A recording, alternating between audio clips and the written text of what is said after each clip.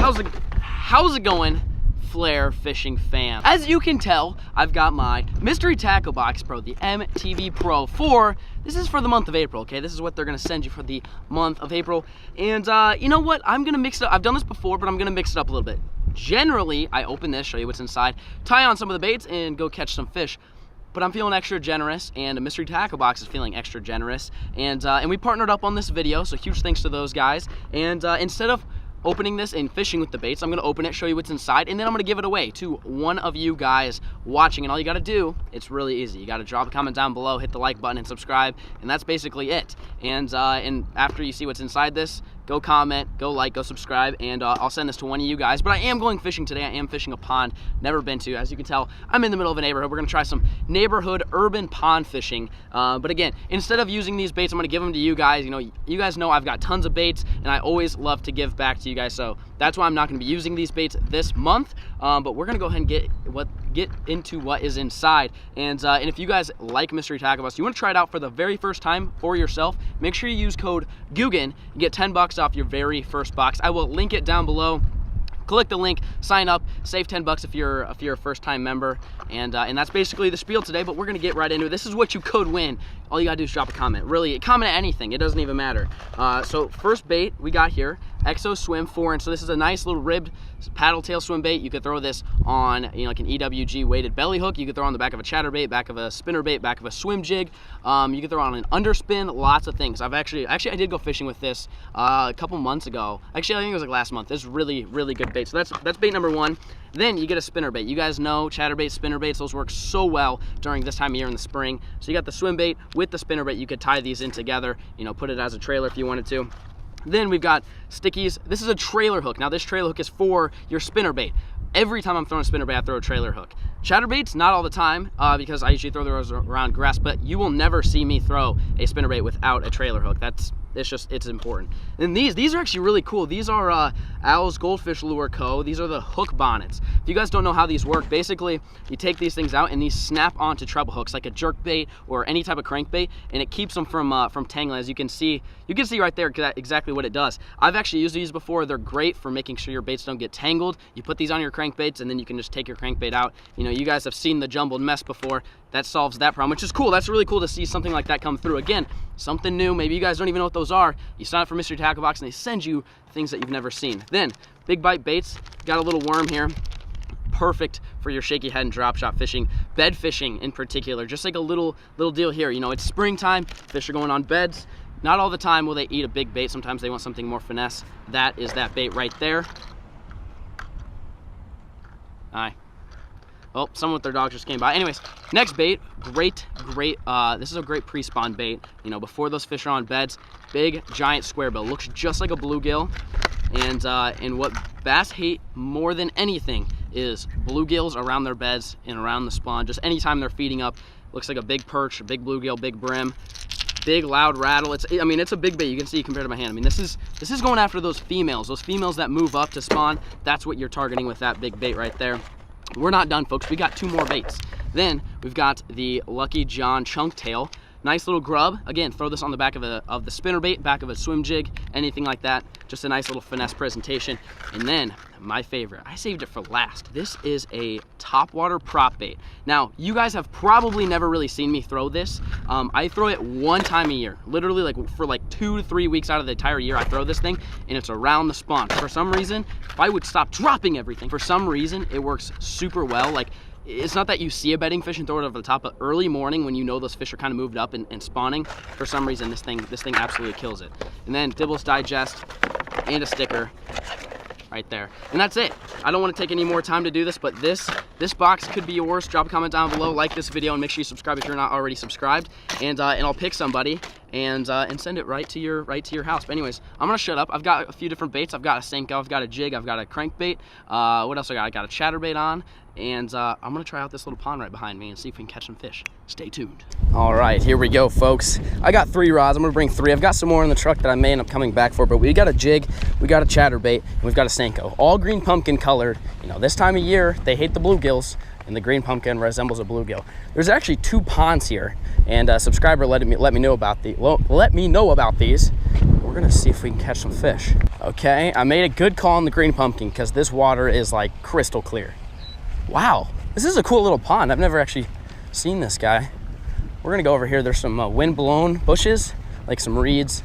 I think if I toss a chatterbait around there, I think that'll catch them. Oh, this has chatterbait written all over it, ladies and gentlemen. I know you guys are probably tired of me throwing the chatterbait, but I mean, what can I say? I'm not gonna not fish a lure if it's catching fish. All right, I actually have zero idea if there's even any fish in these ponds. This literally could just be pond. They may not even have fish in it. I don't know. A subscriber told me that there's fish, but we're gonna find out. Well, I'm walking around this pond. I've thrown the Senko a little bit. I've thrown the chatterbait mainly, but I mean, I'm not seeing any bass. I thought I'd see some bass swimming around. There is just nothing. I honestly, there could be no fish in here for all I know. Or there's two ponds. Maybe I'm fishing the one without fish. I mean, maybe I just suck. I mean, that's most likely it. Wait, is that a bass? Oh, that is a bass. Okay, hang on. Hang on, folks. There's a 3-pounder. As I say, there's no fish. I see a 3-pounder. Oh, that's a big snake. Yep. Another one. I don't know if that GoPro got the shot of that guy, but he was sunning himself. I'm not sure what it is. I had you guys comment in the last video, but you guys said a ton of different things. A lot of people were saying rat snakes. People were saying water moccasins. But there was a snake right there, just chilling. I'm gonna stay right back here. There was a bass though, so that gives me hope. All right, I'm gonna keep walking. Well, I know there's fish in here. That's good. That is good. Help me identify this. See how close I can get to it. God, that's a giant snake. It's right there. You guys see the snake? That thing's huge. What is that? I need to know what kind of snake. I need to know what kind of snake that is. That's a big snake. Someone help me. It's like light brown, and then it's got like black stripes around it, or black spots. Little tiny head, giant body. Oh no, I'm leaving. Okay, that was 2 snakes. It didn't have a tiny head. It had a baby with it, and then there's a big one. Okay, nope, I'm out. No. Oh God, there's another one. Do you guys, why are there so many snakes around here? I hate this place. I did not know Texas had this many freaking snakes. I didn't see a single one last year, and all of a sudden every pond I go to is just filled with them. Don't hiss at me. Look at these things. Would you, what? Look at this. Is this dude gonna attack me right now? Easy. I'm just trying to walk back to my car. Just chill out over there, okay? No, you stay there. Quit that. Quit hissing at me. I'll hiss at you. How do you like that, huh? All right, folks, going to pond number 2. And actually, it's funny, when I said that, a subscriber showed me the other one. He showed me this one. I'm just an idiot. Went to the wrong one. This one looks 50 times juicier than the last one. I was also getting a little freaked out by those snakes because, you know, not a fan. So we're gonna try this one out. This one actually looks kind of muddy, and the water looks really low.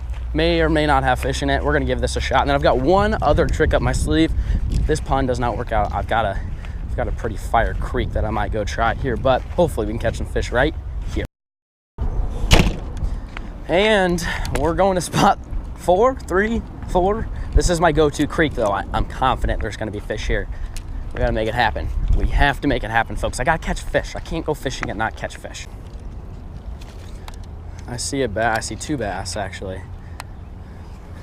Let's see what they think of the old jig. The bluegill like it. Oh, he's coming for it.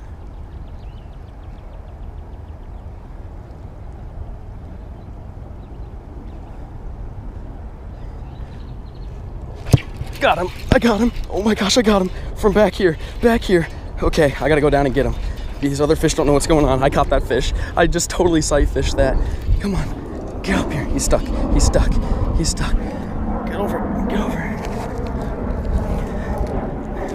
What is he stuck on? There. Oh no, he came off. No. You guys saw him. Dude, that was probably pushing 3.5 to 4 pounds. That was way bigger than I thought. Oh, I couldn't, that was totally me just being an idiot, but he was stuck on like some fishing line, and I had him do one last jump, and lesson learned, you don't let them get another jump off. Dang it, that sucks. That was on a little jig. I totally sight fished that. As you can tell, I was way up here. This water's gin clear, and I cast over there, and there's bluegills chasing it. He actually ate it once. I didn't set the hook because I didn't want to, prematurely catch or set the hook. But wow, I can't believe how big that fish was. That was actually like a 3 to 4 pounder. The question is, do his buddies know what happened to him? Because there was 3 bass with him. He was the biggest out of all of them, but there were still some decent fish with him. So the question is, do they know what happened? Are they smart enough not to bite the jig, or are they gonna bite the jig anyway? Well, I just went pretty much to the other end of the creek, and nothing. I mean, literally, I can see everything. There's a drinking water clear. Every single fish was right where I had that first bass. So I don't know, maybe if I can sneak up on it a little bit more. I don't know, I'm pretty convinced that fish can talk to each other, and that dude said, do not bite that jig. I might end up having to throw a Senko down on him and see if that helps, because I'm not seeing any other fish down here. They're all in that little pocket where I had that first bite. Also, if you're new to the channel, the rod, the reel, the line lures that I'm using today, link down below as always. Just a quick reminder, if you're new to the channel, I always like to give you guys as many tips and provide you with all the equipment that I was using in today's video. So check the link in the description if you guys want any of the gear you see, maybe even the Flares frog and flipping stick. This is the new one. We've only got a few left, so check it out. Links down below.